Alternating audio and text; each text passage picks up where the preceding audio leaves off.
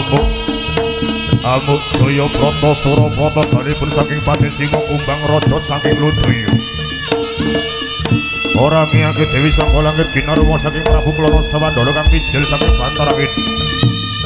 Pati Singa Kumbang Raja dalipun saking Angkara Murka daftar wonten kang Praja Prabu Singa bareng Raja Ludriya.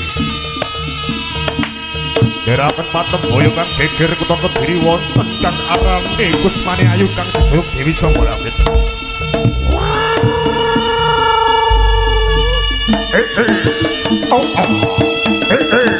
Ayo aja.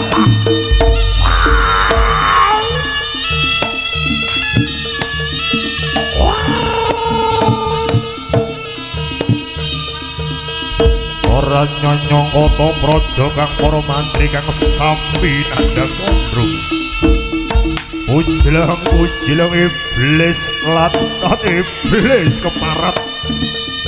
Lagaing bumi ing jagat minangka pinanggan katitah langkung kang mulian.